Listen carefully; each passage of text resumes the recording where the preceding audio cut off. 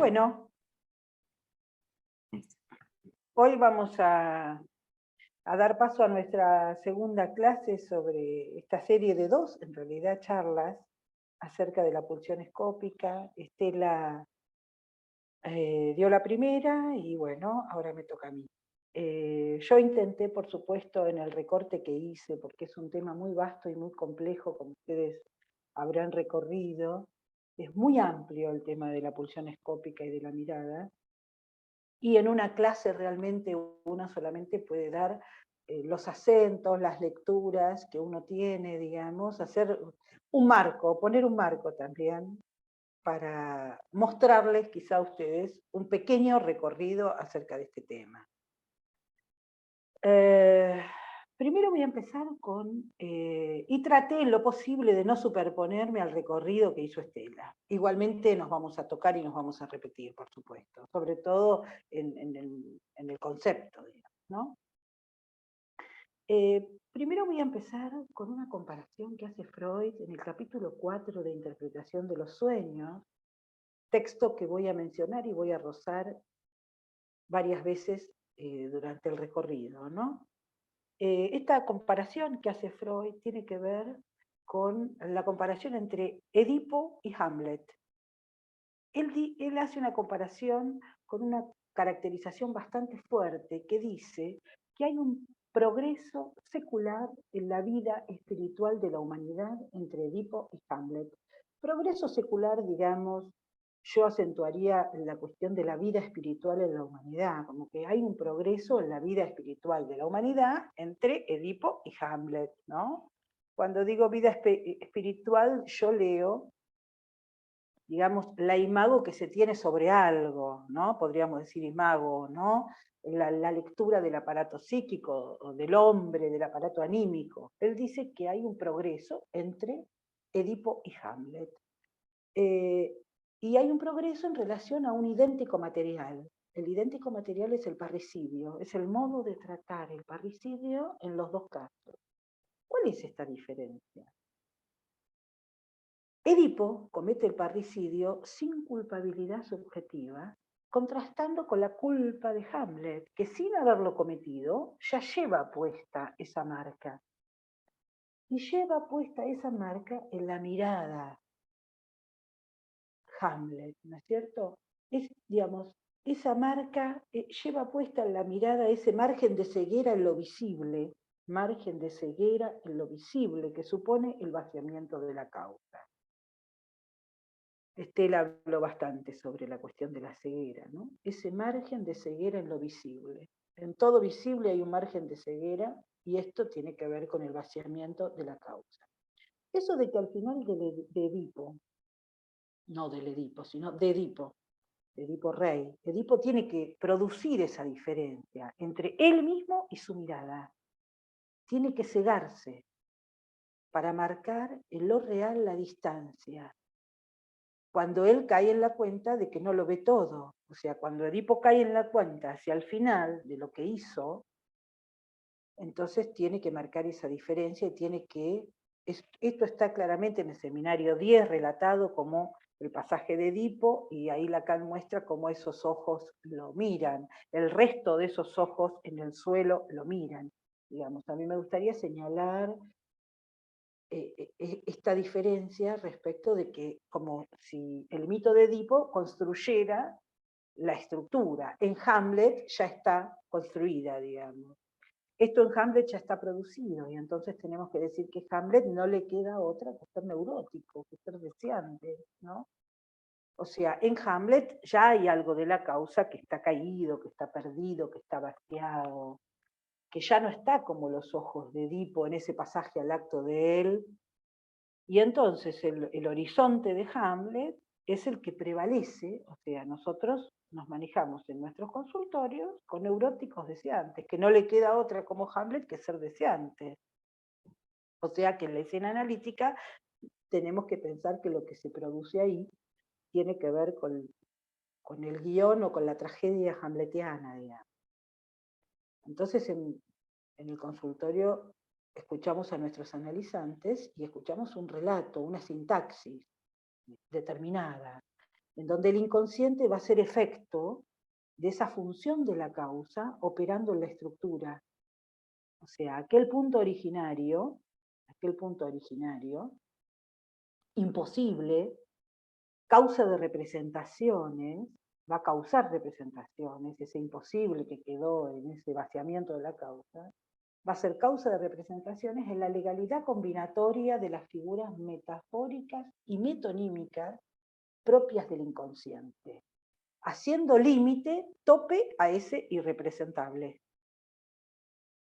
Por supuesto que yo les estoy contando este relato de la teoría y de la estructura y de cómo se constituye el sujeto.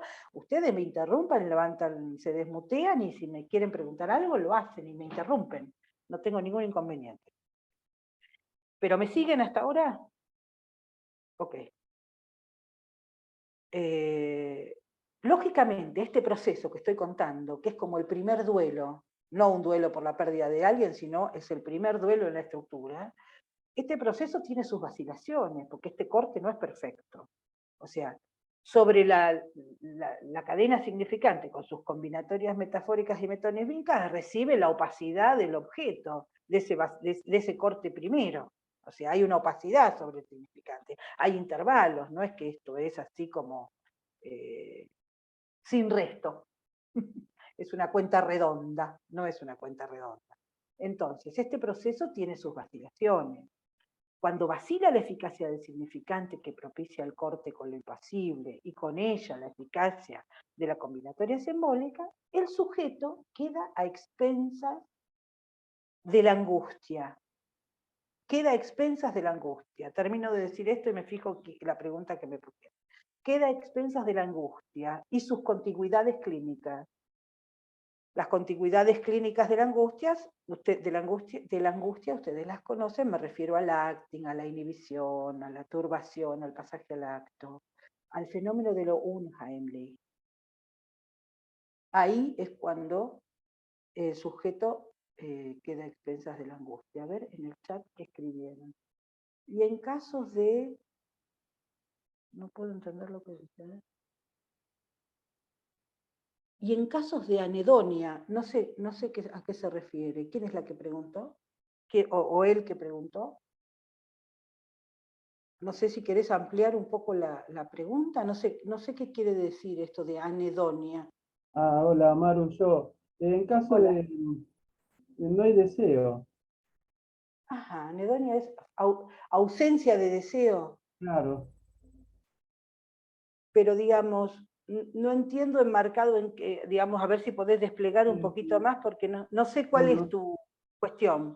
siguiendo un poquito tu hilo, esta cuestión de, bueno, que ya de estructura tenemos el Edipo, digamos, la culpa, podríamos decir, ya estamos en el campo del deseo, ¿no? Sí, Eh, sí. Suelo detectar a veces y cada vez con más asiduidad en pacientes que están en un lugar de falta de deseo, digamos, no hay deseo. Como si Bueno, casi no hay a mí, angustia.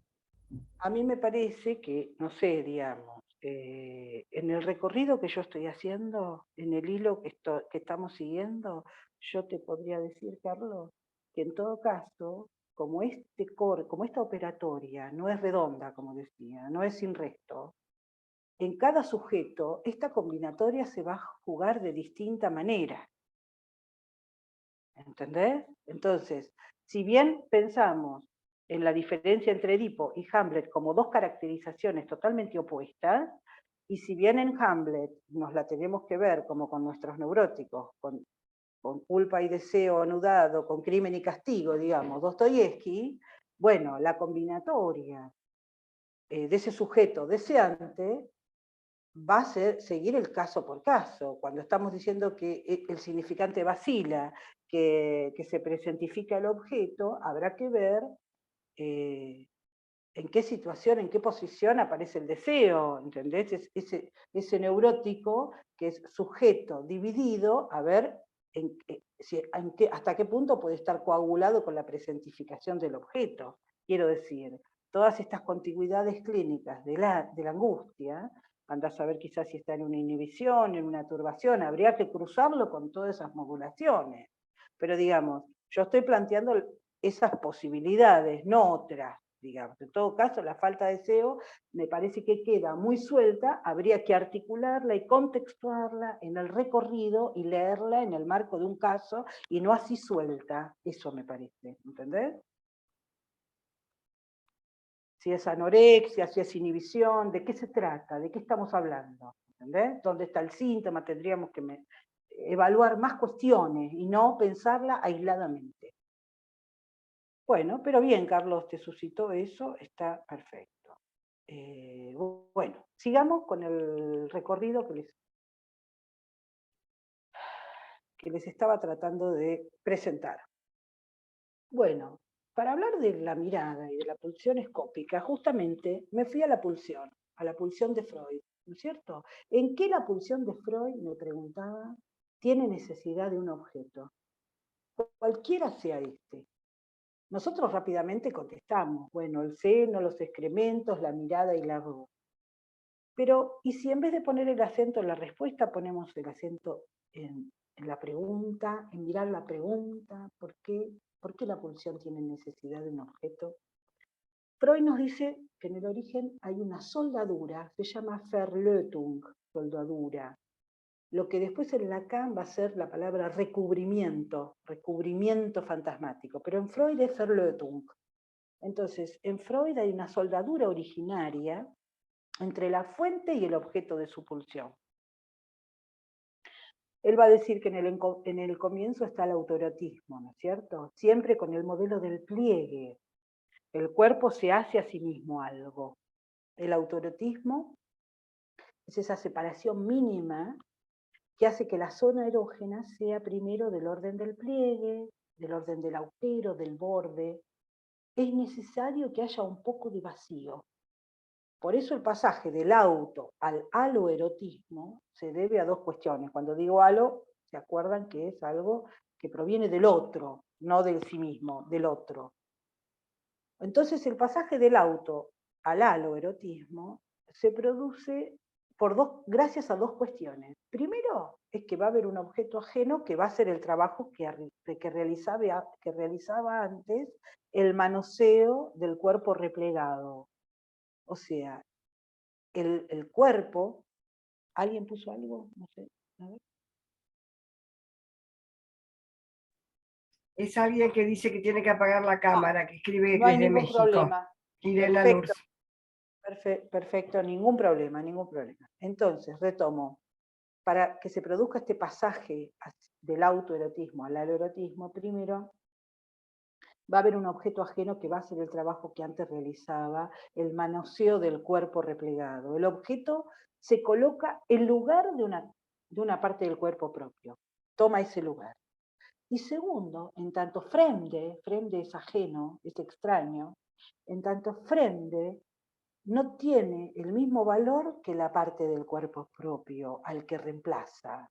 O sea, puede llegar a faltar. Por supuesto que existen partes del cuerpo propio que pueden llegar a faltar. De hecho, el seno, los excrementos, el falo, son objetos del cuerpo propio que pueden llegar a faltar. Y eso lo pone a cada uno en la vía de lo que bien puede ser un objeto. Un objeto, digo, entre comillas, ¿no es cierto? Acá me gusta que Guy Goffet en su libro del objeto A, sobre el objeto A, trae un juego que él repetía cuando era niño, que es el juego del yokari, que se acuerdan, era una paleta con una pelota con un piolín, o sea, la pelota estaba atada al piolín, y el niño le pegaba contra la pared, obteniendo una gran satisfacción pulsional, podríamos decir, al juego y en un momento se cortaba el piolín, de tanto que le daba contra la pared el niño, en este caso el niño Ville Goffet le daba tanto a la pared que rompía en un momento el piolín. Entonces él dice que ese era un momento mágico, momento en que se rompe, fugitivo, fugaz y raro, y que se produce la pérdida de esa pelota. Y que la pérdida de esa pelota abre el reino de la búsqueda y la rebúsqueda del objeto, ¿no? La necesidad de buscar y volver a buscar y encontrar y reencontrar Y ahí aparece esta palabrita en alemán que es finden, que quiere decir sacar a la luz del día. O sea, es un movimiento activo del sujeto que lleva a un sujeto al encuentro de un objeto. Decíamos que en el nacimiento del objeto hay un duelo, que ocurre algo, que se rompe el orden anterior. Es lo que Lacan dice en el seminario 10, no sé si ustedes recuerdan, la objetalidad surge como el correlato de un patos de corte. O sea, el acento está en este patos de corte. Estela lo decía la vez pasada, quizá hay cosas que repetimos con distintas palabras, ¿no? Cuando hablaba del encuentro del lenguaje sobre el cuerpo, o el corte que produce el objeto como especie. Todo esto es lo que va a producir los objetos como especie. O sea, es un objeto originariamente perdido, imposible, que produce un vacío y da pie a la posibilidad de que un objeto pueda faltar. ¿No es cierto? De que un objeto pueda faltar. En el seminario 11, no sé si recuerdan, el carácter cesible del objeto A, que también lo venía planteando desde el 10, el carácter adquiere su formalización conceptual. Allí la separación no es del otro, sino la separación es del objeto. Bueno. De allí después Lacan va a sacar toda la formalización de la pulsión freudiana, y la formalización de la pulsión freudiana Lacan la va a trabajar como bordeando un vacío y va a hacer la escritura de los sucesivos grafos del deseo, ¿se acuerdan? Los grafos del deseo en su versión del sujeto, que lo pone en determinada época de Lacan, es una escritura que le sirve para formalizar y para conceptualizar muchos elementos. Bueno, esto de la pulsión como un trayecto y como bordeando un vacío va a ser después el grafo del deseo, ¿no? Pero bueno, dejemos eso. En el terreno de la pulsión escópica, ese carácter cesible del objeto, en el terreno del tema que nos importa, ese carácter cesible del objeto induce a la escisión, la separación que Lacan llama la esquicia del ojo y la mirada. La esquicia del ojo y la mirada. Les voy a leer, les voy a contar la primera escena de la película de Luis Buñuel, Un perro andaluz. Buñuel, en la primera escena de Un perro andaluz, es un joven español que fuma un cigarrillo, que es él, que es Buñuel, y saca el filo a una navaja. Y hay una mujer en primera plana que le separa los dedos, le separa los párpados con sus dedos. Esa mujer nos está mirando y también mirando cómo la miramos, porque como si ella también se da cuenta que hay un público que la está mirando, ¿no es cierto? Mira y se hace mirar, digamos. Entonces Buñuel acerca la navaja que tiene al ojo abierto y lo rasga de un solo tajo. Lo rasga, es un ojo cortado, ¿no? La escisión del ojo y la mirada.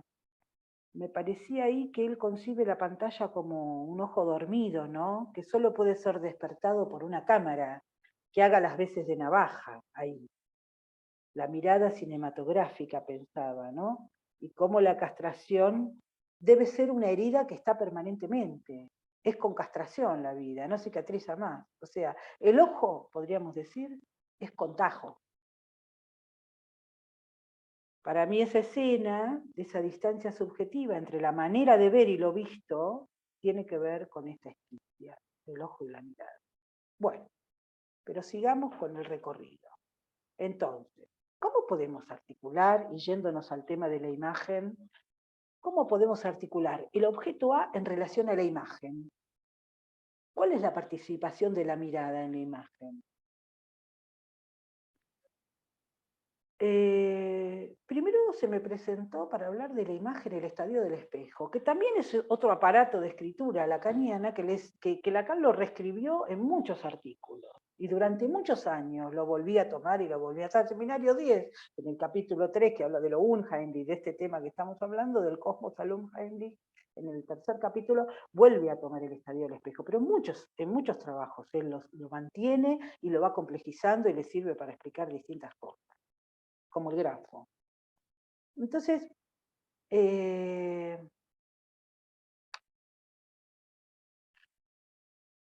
ahí habla de la naturaleza de la imagen en relación al estadio del espejo, porque dice que la imagen que se produce en el estadio del espejo no es toda, es total, es unificada, pero no es toda.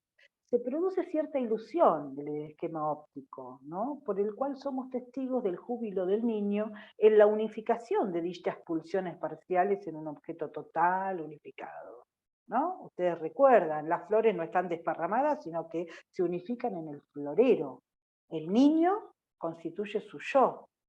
Sin embargo, pensaba que para que esta operación se produzca, es necesario ubicar un trayecto, volvemos al tema pulsional, ¿no? Con el recorrido, un trayecto en donde la mirada ocupa su lugar.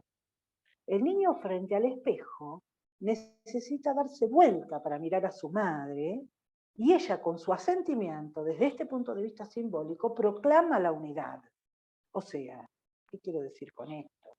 Que de acuerdo a cómo se ubique esta mirada, cuál sea su envoltura amorosa, odiosa, indiferente, quién mira, desde dónde me mira, todo esto que Estela también mencionaba, del yo ideal y el ideal del yo, se va a constituir ese sujeto. Acá voy a traer un pequeño recorte de una paciente, porque obviamente cuando uno está con estos temas se escucha mucho lo que está preparando, ¿no? Una paciente que no pudo formar pareja, una mujer grande ya, no pudo en su vida formar una pareja y se quedó cuidando a su madre, una relación con la madre muy, muy estrecha, muy objeto de la mirada de su madre. Y entonces, ahora la madre se murió hace varios años, pero hablando de la dificultad por verse de otra manera, porque no le gusta cómo se ve y no puede hacer nada, dice que la mamá, entre otras cosas, le decía muchas cosas acerca de su cuerpo, de su imagen, más que de su cuerpo, de su imagen. Le decía que ella tenía los ojos chiquitos y hundidos. Los significantes eran chiquitos y hundidos. Y por eso no podía ponerse delineador. Y un día parece que fue a la casa de una amiga cuando era adolescente y la amiga le prestó delineador. Y apareció pintada con delineador. Y la madre, cuando la vio, hizo un escándalo tremendo y le dijo: ¿cómo me mentiste? Me mentiste, dijo la madre, me mentiste. Bueno, digamos, hay un montón de este tema del yo ideal acá y de cómo me mira el otro, pero me llamó la atención en este pequeño recorte cómo también ella se ofrece a entregarle sus ojos a la madre, ¿no? Porque ella aún hoy decía, en la sesión decía, ella tiene razón, es verdad, yo tengo los ojos chiquitos y hundidos, y no usa delineador. Hoy en día, la madre ya se murió, ¿no?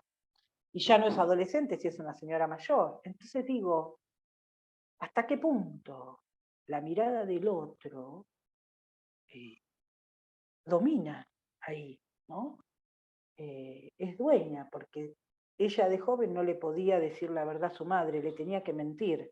Claro, y esto de que, claro, la madre tuviera que decir que le mintió, o sea, ¿hasta qué punto, no? El super yo, el yo ideal, todo este carozo que decíamos que regula la imagen, estos ojos siguen siendo de la madre para la madre, entregados a la madre, ¿no? No puede sustraer esta fuerza que tiene, esta pregnancia que tiene la mirada del otro sobre ella, ¿no? Chiquitos y hundidos. Así la quiere la madre, chiquita y hundida, tapada, ¿no? Chiquita y hundida, chiquitos y hundidos los ojos, ¿no? Porque bueno, por más que uno tenga los ojos chiquitos y hundidos, si se sale de la égida materna puede hacer otra cosa, o verlos desde otro lugar, ¿no es cierto? No repetir, ¿no? Como si fuera una palabra escrita con sangre, ¿no? La verdad, eso es la verdad, como cuando Estela decía, eso es la verdad, la realidad, se ne passe un pip, ¿no? ¿Por qué eso es la verdad? ¿Qué quiere decir, chiquito sentido? No sé. Digamos, que entre eso en la dialéctica de otra cosa, ¿no? Que pueda preguntarse sobre eso. Bueno, sigo. Esta investidura de la imagen especular es un tiempo fundamental de la relación imaginaria. Fundamental porque tiene un límite que consiste en que toda la investidura libidinal no pasa por la imagen especular. Hay un resto. Exactamente. ¿Se acuerdan que ahí Lacan sitúa la cuestión del reservorio libidinal. No todo pasa a la imagen. Hay un resto, hay algo que no pasa a la imagen. No todo puede ser especularizable. Este resto, este objeto que Lacan subraya que no es especularizable, no tiene representación, sino que tiene presentaciones en todo caso, pero no es representable, tiene que ver quizá con este origen en el espejo, que es esto caído, que es esto de la reserva libidinal, y que hace también a que ese reservorio libidinal es como el carozo del sujeto, hace que el sujeto no sea, digamos, tenga un soporte, ese vacío que hace de soporte, ¿no? Bueno. Bien, entonces cuando decimos que el objeto A es soporte del deseo en la fantasía con relación al objeto escópico, decimos que no es visible en lo que constituye la imagen de su deseo. Esto, el objeto A no es visible, el objeto escópico, la mirada no aparece en lo visible. Y acá tenemos el objeto escópico definido en su esplendor, que la vez pasada Estela también lo señalaba. Cuanto más el hombre se aproxima, envuelve, acaricia lo que crece del objeto de su deseo, más es alejado, desviado, porque justamente todo lo que hace por esa vía para acercarse al objeto, lo hace que se aleje, digamos, ¿no? Momento.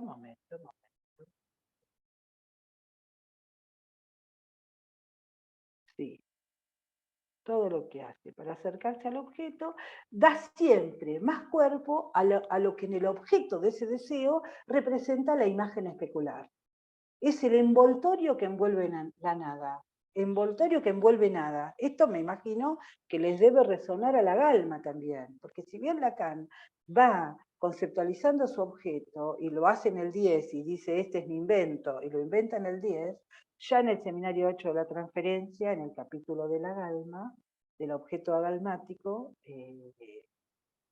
trae esta consideración. En vano ese resto se buscaría en el orden de la representación o en el orden de lo especular. Es ese, como les decía recién, ese envoltorio que envuelve nada, un pedazo de vacío. Bueno, y ahora pasemos un poquito a algunos ejemplos que se me ocurrieron con respecto al sueño. Vieron que les dije que iba a traer cuestiones de los sueños. En interpretación de los sueños, no sé si recuerdan, hay un apartado que tiene que ver con el cuidado de la figurabilidad en el sueño. En la escena onírica, el trabajo del inconsciente y la operación analítica que la transferencia hace posible, trabaja con este cuidado de la figurabilidad, con los sueños. ¿Cómo trabaja el análisis de los sueños? ¿De qué manera deshace, torsiona, amasa esas imágenes? Si el analista está incluido en la escena, como el pintor en el cuadro, ¿cómo opera desde la interpretación, la construcción, o a veces con sus preguntas, nada, ¿no? Creo que el analista desde su posición, a veces, ¿no es cierto?, si la ocasión se lo permite, podrá leer en el sueño las condiciones de posibilidad de su declinación, de transformar en ruina o en resto ese sueño, ¿no? Ese será el objeto que el analizante se lleve del análisis como salida de la transferencia. Digo, apostando y pensando un momento, no sé si de final, pero de algún abrochamiento, de algún final, de algún punto de almohadillado, ¿no? De alguna conclusión, digamos, de un abrochamiento. Acá se me ocurría un sueño que le escuché a un colega hace poco, de una paciente, que cuenta un sueño en el que un nieto tenía sus pies muy diferentes a los de ella. Un nieto chiquito tiene los pies muy diferentes a los de ella. Y ella se da cuenta que son los pies parecidos a la de otra mujer, no a ella. Y entonces al pedir asociaciones, ese era el sueño, al pedir asociaciones, ella dice que no es su hijo. Entonces el analista le dice, claro, la madre es la otra. Entonces ella habla de los reproches, de los conflictos y de las tensiones que tiene ella en disputarle la maternidad a su nuera, la abuela y la nuera. Allí, con esa intervención que hizo el analista, pensaba yo, en donde le dice, bueno, claro, los pies son diferentes a los tuyos, porque la madre es la otra, vos no sos la madre. Allí, con esa intervención chiquita, pequeña, de alguna manera, me parece que el analista construye una declinación de una maternidad que no quiere claudicar, que no quiere aflojar, digamos.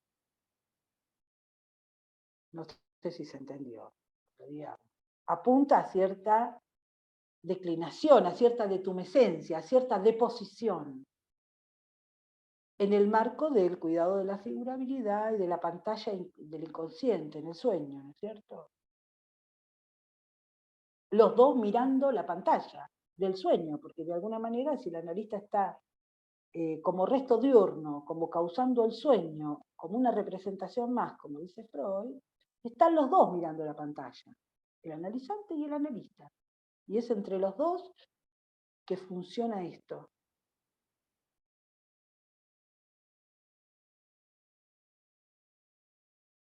Otro ejemplo. ¿Vieron cuando estamos en las puertas de un duelo? No necesariamente porque sea cronológicamente reciente. A veces alguien puede haber pasado por un duelo, haberse separado o haber perdido a un ser querido y tener el duelo congelado y en determinado momento, 10, 15 años después, que el duelo ese empiece a moverse. O sea, digo las puertas del duelo cuando eso ocurre, ¿no? Cuando está muy fresco la pérdida, cuando está muy viva la pérdida, la ausencia, cuando todavía no es pérdida, cuando es un desaparecido, digamos, cuando de repente desapareció pero todavía no está inscripta la pérdida, ¿no?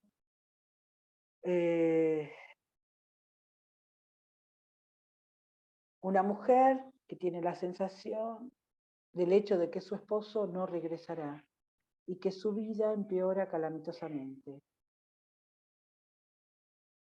En determinado momento lo ve con la claridad fugitiva de lo huidizo. El domingo me pasó algo extraño, dice. Estaba en el club con mi hija y mis nietos, donde íbamos con mi marido. Mi nieta más grande me mira. Era él el que me miraba. No solo porque tiene los ojos azules del abuelo. Era la mirada de él, doctora. Fue un momento de felicidad. Ese encuentro con la brevedad de un parpadeo, a diferencia de lo unheimlich, que sé que hubo alguna pregunta sobre lo unheimlich, ahora lo voy a leer, la dejé a propósito pasar porque la iba a retomar ahora. A diferencia de lo unheimlich, que se trata de aquella presencia que debe permanecer oculto. Lo unheimlich es aquello que tiene que estar velado, oculto se presenta, aparece, digamos, pero se presenta con presencia, es la presencia, digamos. Esto es otra cosa. Estos son relatos de comienzos de duelo que tienen cierto tinte supersticioso, delirante, inquietante, que escriben con su evanescencia el estatuto inaccesible de lo perdido, lo imposible del acceso al objeto irremediablemente perdido es revelado en una epifanía. Son como momentos fugaces evanescentes, por eso lo asocié con el tema del objeto de la mirada, en su definición esencial, como algo que aparece en un instante, en una fugacidad, ¿no? Estos vestigios, estos momentos que lindan con lo supersticioso y con estas cuestiones, son pruebas de que las pérdidas están ocurriendo. Es como si se escribieran los duelos con imágenes. Es una manera de escribir el duelo con imágenes. ¿Qué mecanismo funciona en esta égida, en este momento? El mecanismo que funciona es el de la Verleugnung, es el de la denegación. Esto lo trabaja, no me voy a meter con esto, por supuesto, pero si lo quieren ir a investigar, lo trabaja muy bien Octave Manoni en un capítulo de su libro Claves de lo Imaginario, que se llama Ya lo sé, pero aún así. Ya lo sé, pero aún así. sobre este mecanismo es la desmentida, la del fetichismo. Bueno, pero no me voy por ahí porque es otro tema. Yo quería traer para el ejemplo de cómo aparece la mirada en determinado momento, cómo se presentifica el objeto, cómo sube a escena el objeto en determinado momento, que no es el fenómeno de lo unheimlich, que es una especie de falofonía. Obviamente que este tema lo han utilizado mucho las producciones plásticas, cinematográficas, en donde aparece algún sentimiento, aparece algo del orden de este sentimiento de inquietante extrañeza. Las películas de terror, de misterio, todas se manejan con esta situación, algunas más para el lado de lo unheimlich, otras para el lado de esta falofonía, ¿no es cierto? Los pintores, por ejemplo, el pintor irlandés Francis Bacon, yo no llegué al nivel de Estela que comparte pantalla, me van a disculpar, yo se los voy a tener que contar. Pero búsquenla, hay una pintura de este pintor, Francis Bacon, que además es muy interesante, porque además de dibujar los protagonistas de la pintura, dibuja la sombra, como si la sombra estuviera pegada a la persona, ¿no? Tiene un cuadro que se llama Reces Sangrientas. En esa pintura, Bacon lo que hace visible lo invisible. Es como si mostrara el detrás de la fachada, el detrás de la escena, ¿no?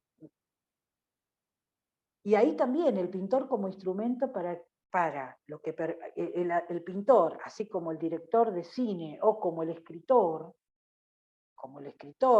no sé quién me puso ahí los cuentos de Hoffman, ahora lo voy a ver, pero en la literatura esto abunda sobremanera, en la literatura, en el cine, en la pintura, esto que debe permanecer oculto sale a la luz por un ratito, se deja ver un pedacito de algo, de lo que tendría que permanecer oculto, ¿no? El teatro también, ¿no? En lugar de lo sutil, bueno, esto también se me ocurrió, hay una carta de Roland Barthes a Antonioni, al director de cine Antonioni, que está en internet si quieren leerla, y entonces es una especie de elogio de Barthes a Antonioni. Y uno de los elogios que le hace es cómo trabaja él con la sutileza. Dice, usted es un artista porque maneja muy bien la cuestión de la sutileza, ¿no? Dice, la sutileza consiste en dejar abierta la vía del sentido, como por escrúpulo o un poco indecisa, nunca hacer consistir el sentido en algo. O sea, ser un paso, un pip, todo el tiempo.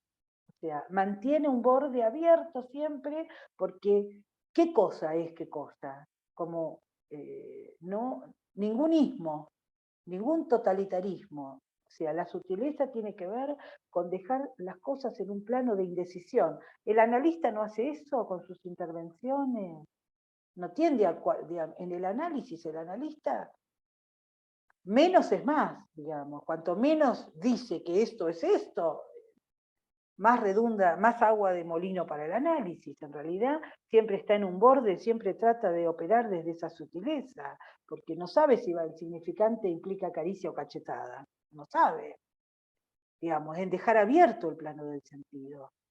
Entonces, trae este relato de Barthes, en donde también se acuerda que en un momento Antonioni le dice en una conversación con Godard, a propósito de la pérdida reciente que tuvimos de Godard, le dice a Godard, Antonioni, tengo la necesidad de expresar la realidad en unos términos que no sean del todo realistas.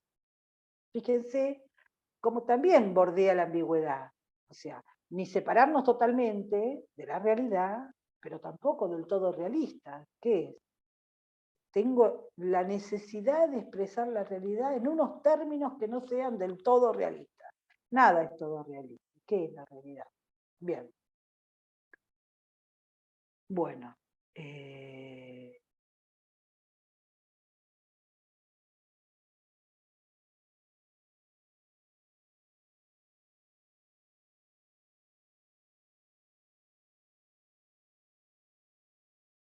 también pensaba que esta cuestión de los restos están en psicoterapia de la histeria, ¿no? Con la cuestión del resto y de las imágenes, de la operatividad o cómo funciona el resto en relación a las imágenes. Pensaba, la vez pasada hubo alguna pregunta sobre la hipnosis, ¿no? Esto sobre la sugestión. Pero pensaba en psicoterapia de la histeria en el caso de Emi Fonene, por ejemplo, en donde uno en la transferencia trata de reducir el enunciado a sus condiciones de enunciación, ¿no? ¿Cómo localizar esta lectura? Pensaba, ¿no? Del enunciado a la enunciación. Emi Fonene, por ejemplo, en psicoterapia de la histeria, hablaba todo el tiempo con imágenes.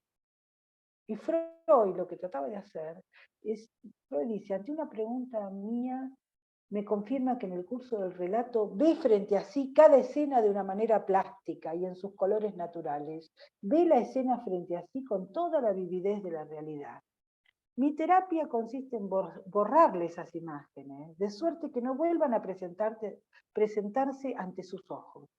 En apoyo de la sugestión, se las tacho varias veces sobre sus ojos. Yo pensaba, no esto, ¿no? De lo que quiere hacer Freud, de tacharle las imágenes sobre sus ojos, ¿no? O sea, el ver frente a sí caracteriza la imagen visual, ¿no es cierto? Está la imagen que es el ver, ¿no? Pero también está el recuerdo de esa impresión, ¿no es cierto? También está la negativización del frente al frente. También están los vacíos. ¿Se acuerdan cuando Matisse pintaba el olivo? De donde después surge la pintura oriental, en donde pintaba el olivo, no por el objeto olivo, sino que lo pintaba por el vacío que había entre las ramas. Pintando el vacío que había entre las ramas, le quedaba por contraste el objeto olivo, como que era primero el vacío y después surgía el recorte de la imagen. Por eso, con respecto a la imagen, no partimos de la correspondencia entre el objeto reflejado y la imagen refleja.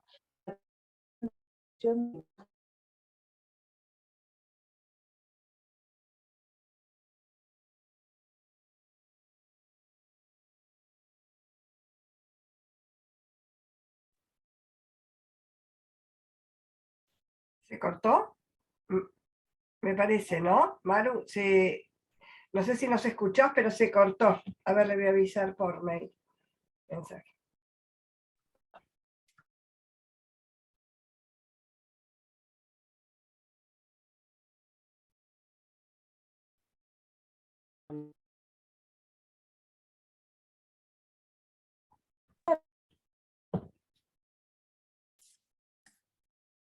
Si no, saca la imagen en todo caso. Ahí salió. Sí, se terminó de ir, digamos. Así Sí, que está bien, que vuelva a entrar. voy a volver a... Ahí ingreso de nuevo.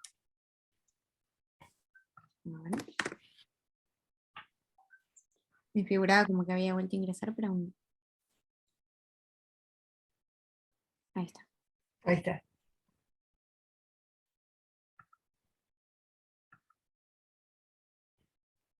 ¿No? Ahí está, Sí, ahí estás, ahora sí. volviste. Volví, qué suerte, de repente no me vieron más.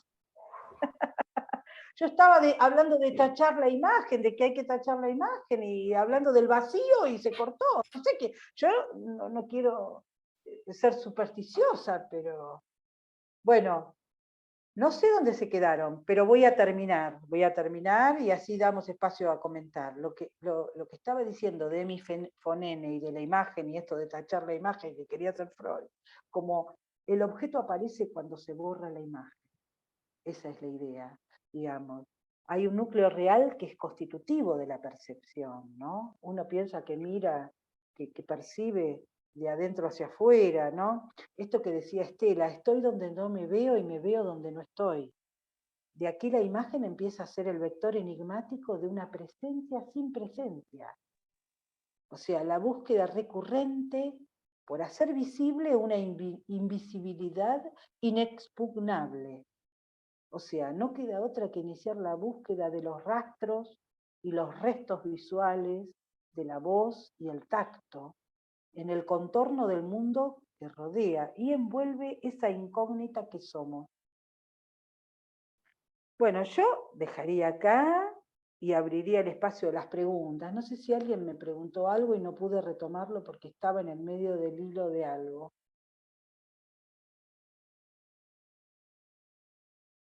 Como se borró el chat, si alguien durante mi recorrido me preguntó algo, me lo puede volver a preguntar ahora.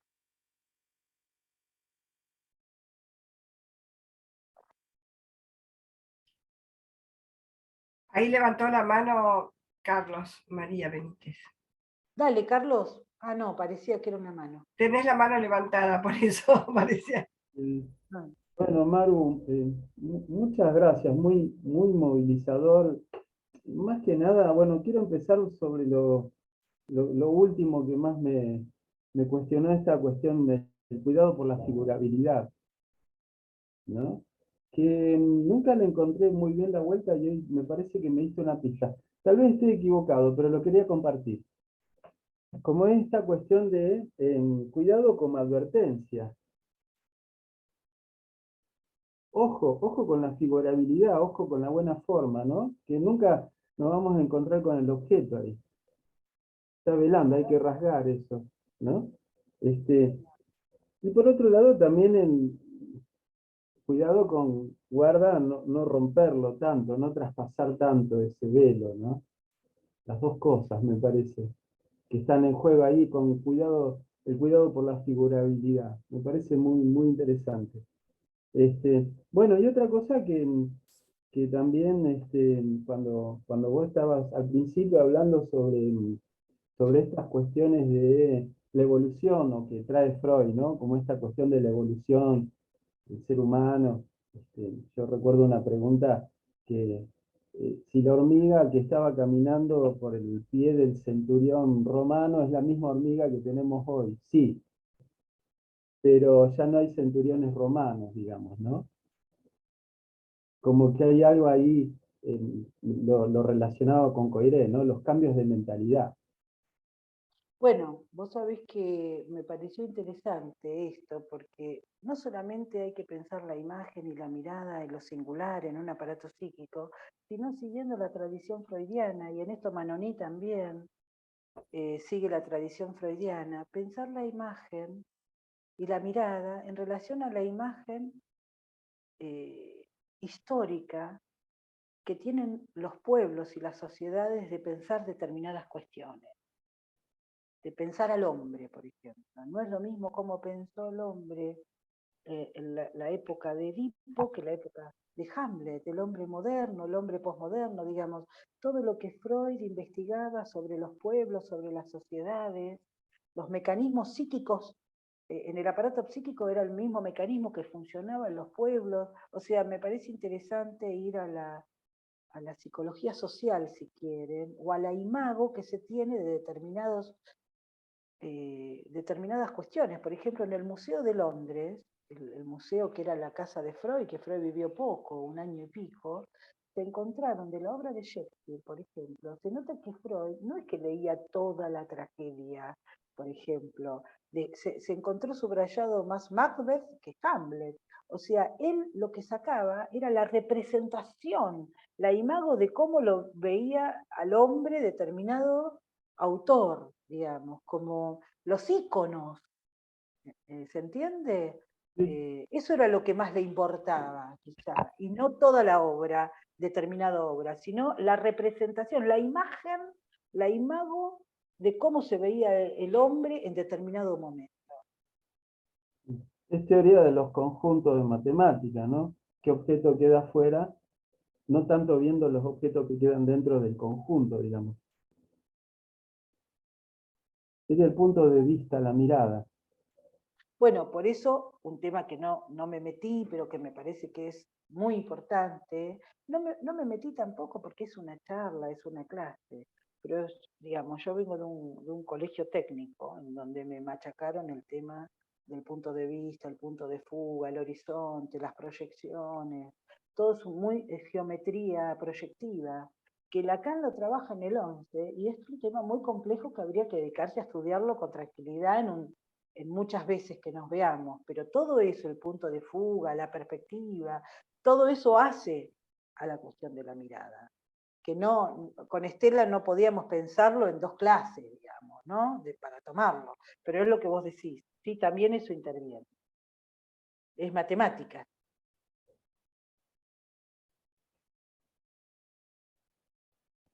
No sé si alguien me preguntó algo sobre lo Unheimlich o no hubo una pregunta sobre eso. Yo en un momento leí algo de Hoffman y de lo Hoffman. Unheimlich, pero no sé si había alguna pregunta o era un comentario. No lo tomé porque como iba a retomarlo.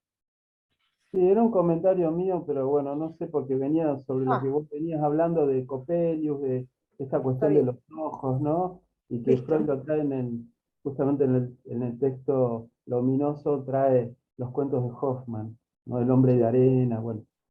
Sí, sí.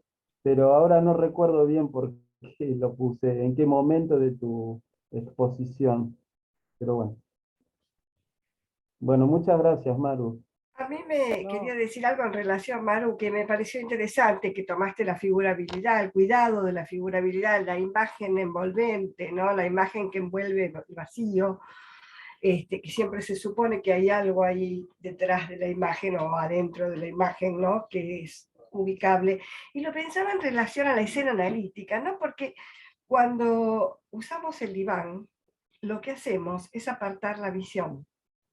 Y lo que aparece en primer plano, lo que se presentifica, como vos decías, el objeto se presenta, es la mirada.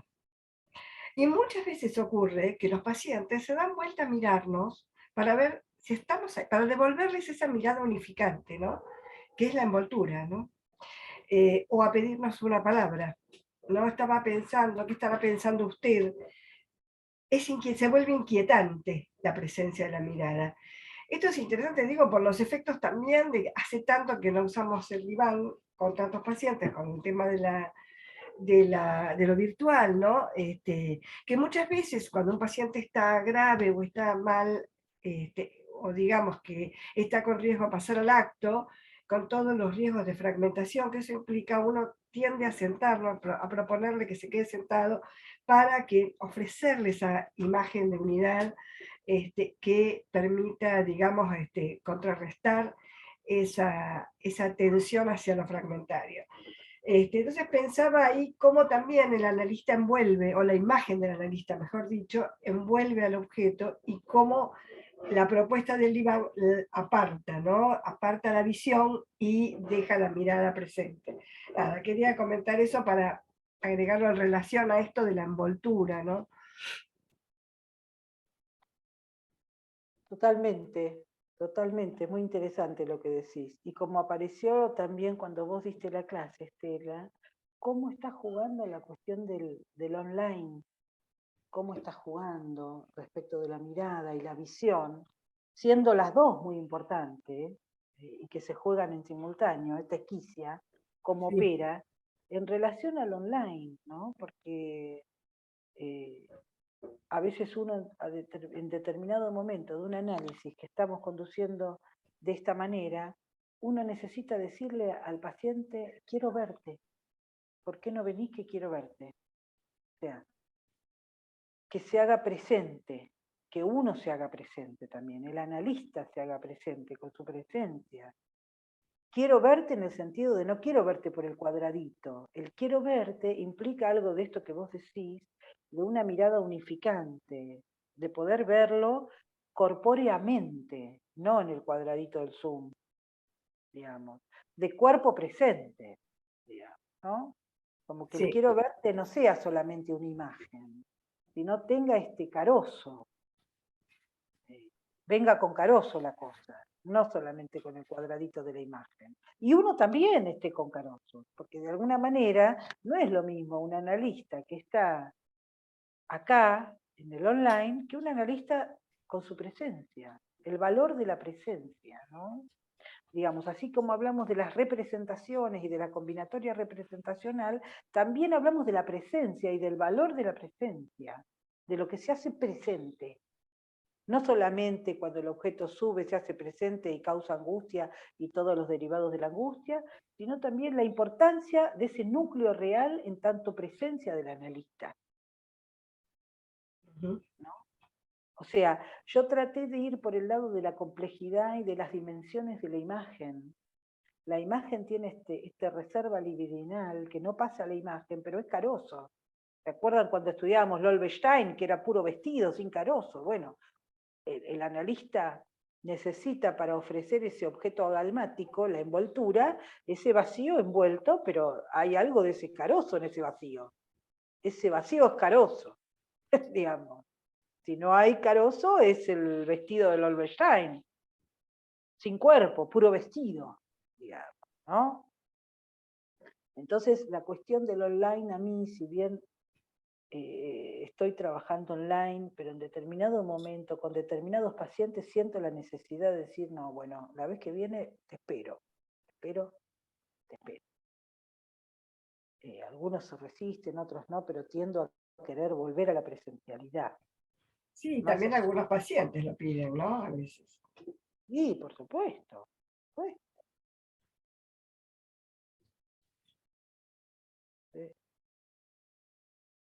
Pero bueno, la imagen es engañosa también, ¿no? Siempre tener el marco con la imagen del otro, ¿no? Y hay pacientes que se angustian cuando se apaga o cuando hay que apagar porque no hay buena señal y entonces dicen, bueno, apagamos la imagen para podernos escuchar y el paciente se angustia porque necesita o está acostumbrado, ¿no? En el último tiempo, sobre todo, a tener esa imagen presente todo el tiempo, ¿no?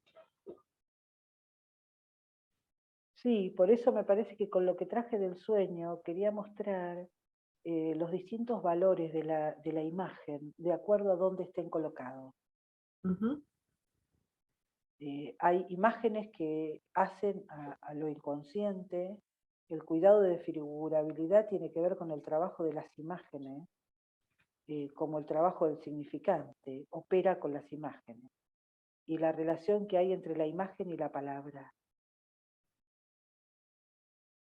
Entonces me parece que no hay que banalizar las imágenes, no hay que desvalorizarlas en detrimento del significante. Y no, en ese caso, la verdad que en el ejemplo que trajiste que fue muy interesante, las imágenes hablan. Exactamente. Y no solamente las imágenes hablan, sino hay cuestiones que se dicen con imágenes y no con palabras.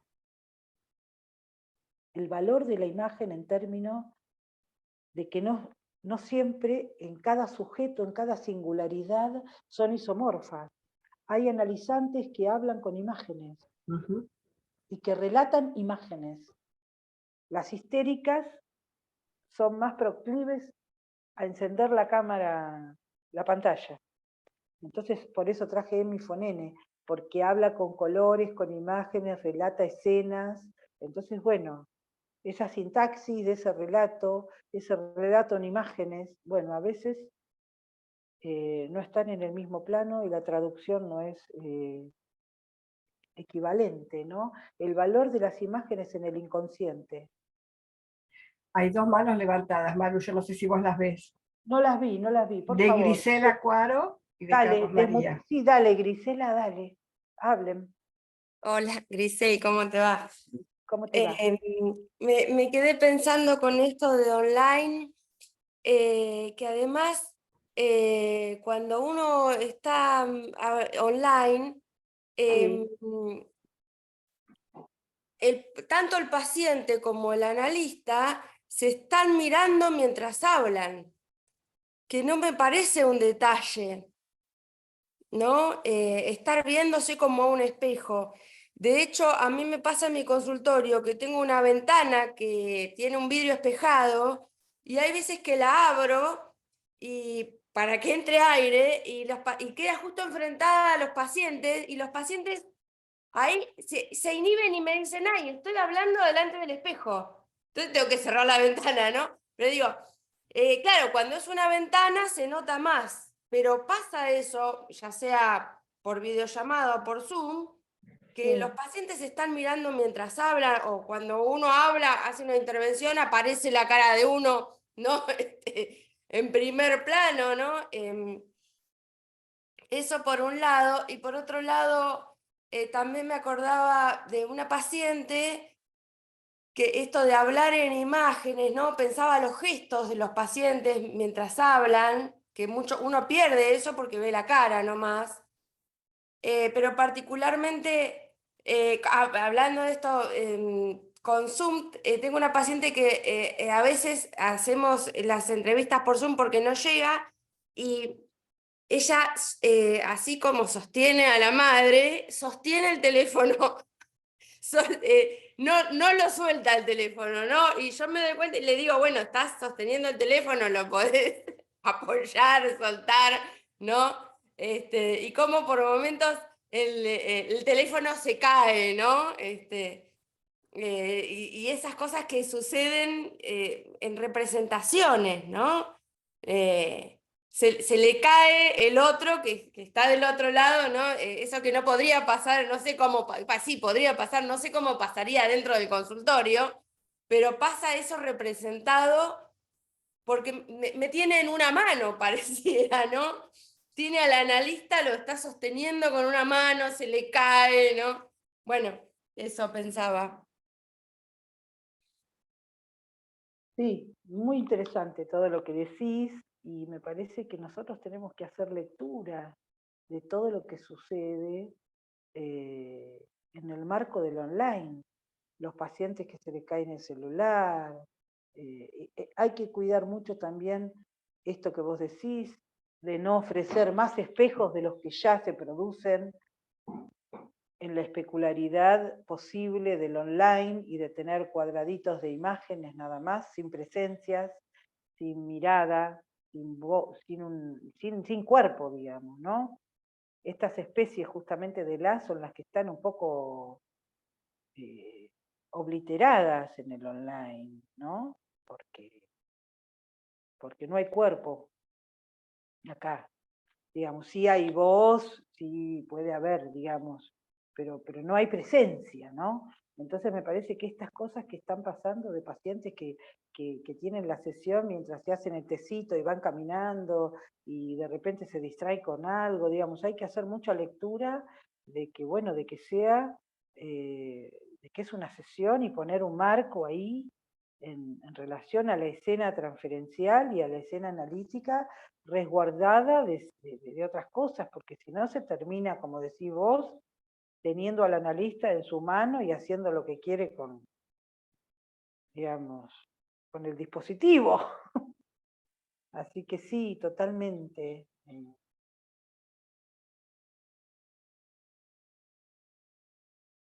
Otra mano levantada de Carlos María. No, Carlos María no sabe cómo bajar la mano, me parece, la tiene Ah, permanentemente. perdón, claro, la tienes, le Carlos quedó. María, vos tenés que hacer el curso conmigo de compartir pantalla y de bajar la mano. No la podés tener siempre arriba la mano. Una sola cosita, una inquietud. ¿Puedo? Dale, Carlos, dale, por favor. No, esta cuestión de las imágenes, yo hace un tiempo atrás, bastante, una vez leí de casualidad una nota a Peter Greenaway, el director de cine. Sí, Greenaway. Bueno, y él decía que nosotros somos en general analfabetos de imágenes, ¿no? Y él proponía como, no sé si una semiótica o algo así. Después no lo pude recuperar nunca más a ese texto, lo leí en un diario de casualidad, pero es muy interesante eso, ¿no? Que creo que es algo que no sabemos leer, podríamos decir significantes o la imagen a condición de pasarla a un jeroglífico o un significante, pero, pero ¿qué sería, digamos, no ser un analfabeto a nivel de imágenes, ¿no? Bueno, vos me haces acordar todo lo que Lacan trabaja en el seminario 7 respecto a la conjetura de la escritura, que la escritura está antes que la lectura y eran imágenes en las cavernas. O sea, el significante, el rasgunario, todo lo hace partir de las imágenes, de los ideogramas, todo el trabajo con el ideograma en la caverna, la lectura, ¿no? Sí, no tomar tan livianamente que la imagen va solamente por el imaginario especular y punto. Eso quise yo, digamos, como transmitir algo del espesor, ¿no? De lo que pasa, bueno, Estela trajo lo de los cuadros, los artistas, o sea, hay distinto tratamiento sobre la imagen. En el sueño es como en el cuadro, como en el cine, es una pantalla la del sueño, El inconsciente, el analista, el analista como artista, trabaja sobre esas imágenes como el pintor, como el director de cine, sobre esas imágenes en los relatos de los sueños de nuestras pacientes.